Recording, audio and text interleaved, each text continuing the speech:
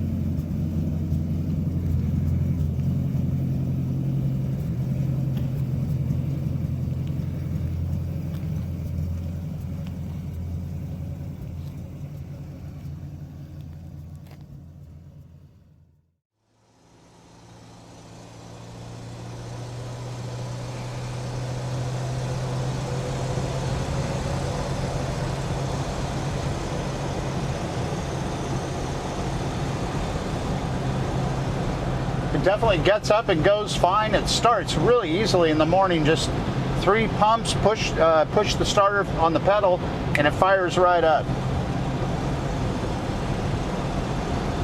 Right now we're cruising along. We're hitting 50 miles an hour. It would go an awful lot faster. That's about as fast as I can go here, but it drives great.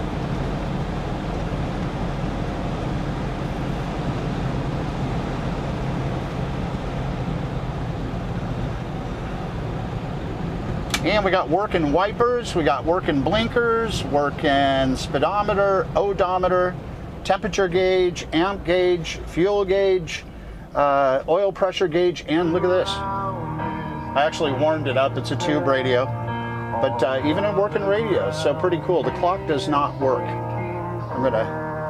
That's some nice music there, isn't it? Kind of nice. Wait for this light, get all mellow, kind of chill.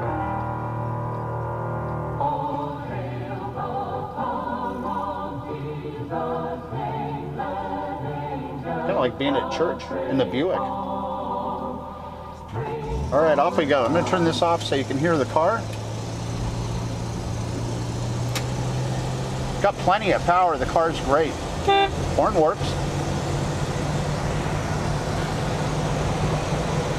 You know, and it's not all rattly. It's like you can hear it's just a nice kind of tight car. Is that really good? I'm punching it. Now we're up to 60, 65. I know all the cops in town, but I don't want to push my luck, if you know what I mean.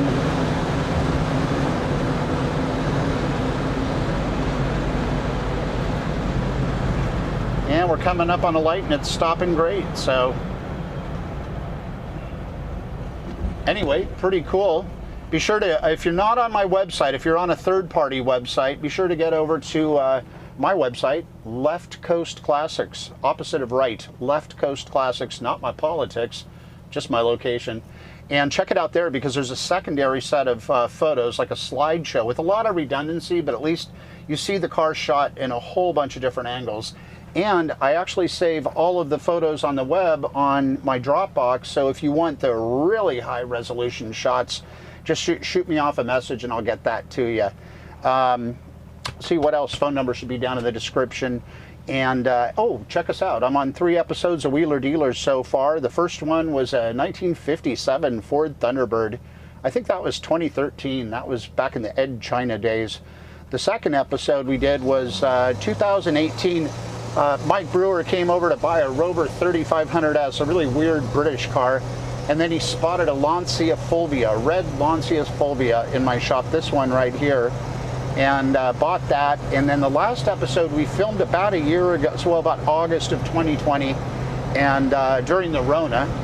And anyway, that one aired on Motor Trend in late December 2020, and that was a really special one-owner Triumph TR4. So those were 3 great episodes. So if you're a fan of Wheeler Dealers and Motor Trend, check that out. And right now I haven't been posting on our social media sites because I just don't dig how they're, you know, silencing a lot of people, so I don't promote that right now. But normally you can find us up in all the usual places. Anyway, check it all out. If you want to give me a call, my number's down below. And thanks for checking out this super cool 1952 Buick Estate Wagon.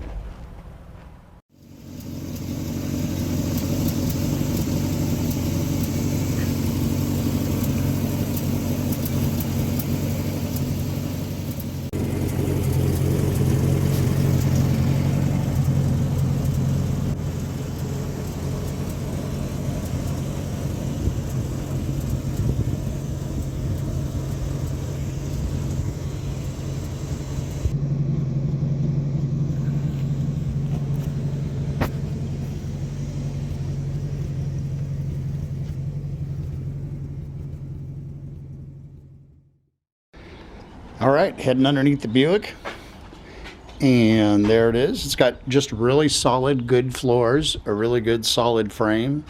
It looks like it's never been off the frame. And so of course you've got a lot of original grime under here and stuff, but it kind of speaks to its originality. If you get into these inner rockers, they're super nice and solid. Looks really good up in there. And then we'll come over here to this side. It's a little glary on this side of the car on this side of the day, this time of day, but hopefully you can see that pretty good. And it's the same as the other side. It's just very solid and good up there. A little dirty, but there you go. And this is just a pretty honest car under here.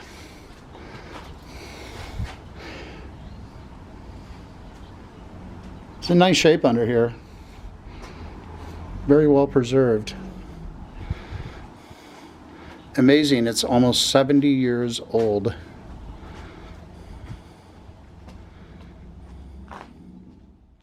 So my hands are filthy. Anyway, I'm gonna do a little magnet thing. I haven't washed the car yet. We're gonna wash it before we do the main photos, and you can look at those and see it clean. But I wanted to go around with the magnet, lower portion of the car, and just give it the stick test. You know, especially after looking at the undercarriage, you just don't expect much to be going on here. Got a little bit of touch-up paint right there. I'm not sure if you can see that. That's not indicative of what's going on up high. Usually, obviously, the lower part of the car gets a little more degradation because it's closer to the ground and picks up, you know, chips and things like that. The magnet's definitely sticking great.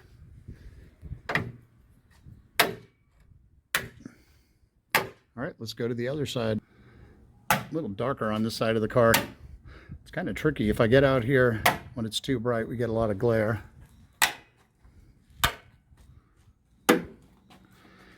Of course, we've always got this because of this. Oh well.